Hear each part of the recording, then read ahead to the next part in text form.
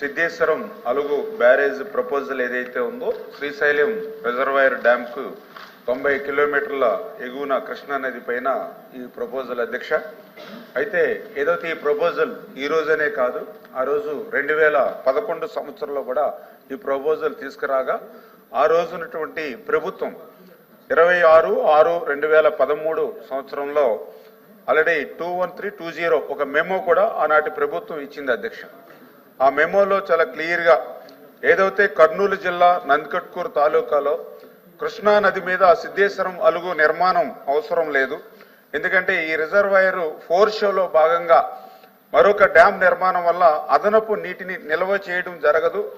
అందుచేత శ్రీశైలం రిజర్వాయర్ నీటి విలువ అంటే ఇప్పుడు శ్రీశైలం ఏదైతే ఉందో 215 టీఎంసీలు ఏదైతే కెపాసిటీ శ్రీశైలం ఉందో ఆ రిజర్వాయర్లోనే మరొక రిజర్వాయర్ నిర్మాణం చేయడం ద్వారా ఒక 50 టీఎంసీలు అంటే ఈ 215 టీఎంసీల నీరే మరి 165 + 50 అంటే ఉన్న రిజర్వాయరే 2 రిజర్వాయర్లుగా అవుతుంది తప్ప ఎడిషనల్ గా వాటర్ని నిల్వ చేసేటువంటి పరిస్థితి ఈ సిద్ధేశ్వరం ద్వారా రాదు అనేది ఒకటి. దీనివల్ల ఈ యొక్క ఏదైతే ఖర్చు నిరర్థకమైనటువంటి ఖర్చు అని చేత దీన్ని తిరస్కరించడం అయినదని చెప్పి గతంలోనే 2013లోనే మరి ఏదైతే యొక్క గవర్నమెంట్ మెమో ఇవ్వడం జరిగింది అధ్యక్ష. తర్వాత ఇదే ప్రతిపాదన మళ్ళీ 2016-2017లో వచ్చినప్పుడు కూడా మళ్ళీ ఈ ప్రతిపాదనని ఆ రోజునటువంటి ప్రభుత్వం కూడా పరిశీలించి ఈ కృష్ణా నది మీద ఉన్నటువంటి ఈ సిద్ధేశ్వర అలుగు నిర్మాణం ఏదైతే ఇప్పుడు ప్రపోజల్ వచ్చిందో ఈ శ్రీశైలం రిజర్వాయర్ అనగా శ్రీశైలం వెనక జలాల పరివాహక ప్రాంతంలోనే ఉండడం ఒకటి. రెండవది ఇతర రాష్ట్రాలతో కూడా అంటే ఇంటర్ స్టేట్ ఇష్యూస్ కూడా వచ్చేటువంటి పరిస్థితి ఉంటుంది కాబట్టి ఇది ఆమోదించదగినది కాదని చెప్పేసి ఆ రోజు ఇంజనీరింగ్ ఇన్ చీఫ్ 12/9/2018 కూడా ఒక లేఖ కూడా ఇవ్వడం జరిగింది అధ్యక్ష. అంటే ఈ రకంగా ఏదైతే అదనపు నీరు నిల్వ లేకుండా అదనపు నీరు నిల్వ చేసే అవకాశం లేనప్పుడు అదనంగా ఖర్చు చేయడం అనేది ఒకటి. ఏదైతే ఇంటర్ స్టేట్ ఇష్యూస్ కూడా దీంతో రేజ్ అయ్యేటువంటి పరిస్థితి ఉండడం వల్ల ఈ ప్రతిపాదన ప్రస్తుతానికి ప్రభుత్వానికి లేదు అధ్యక్ష.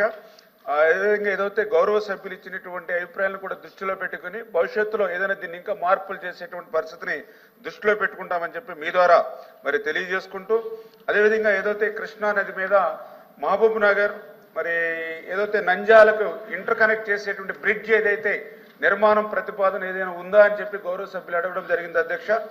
ఏదైతే ఈవేళ national highway authority of India వాళ్ళు ఏదైతే ఈ యొక్క తెలంగాణ రాష్ట్రం సోమశిల నుండి ఆంధ్రప్రదేశ్లోని సిద్ధేశ్వరం నంద్యాల జిల్లాకు కనెక్టివిటీగా ఏదైతే 1083 కోట్ల రూపాయలతోటి ఒక ఐకానిక్ బ్రిడ్జిని ఈ యొక్క గవర్నమెంట్ ఆఫ్ ఇండియా నిర్మాణం చేసేటువంటి ప్రక్రియను ప్రారంభించి ఇది ఆల్రెడీ టెండర్ల దశలో ఉన్నటువంటి పరిస్థితి అధ్యక్ష.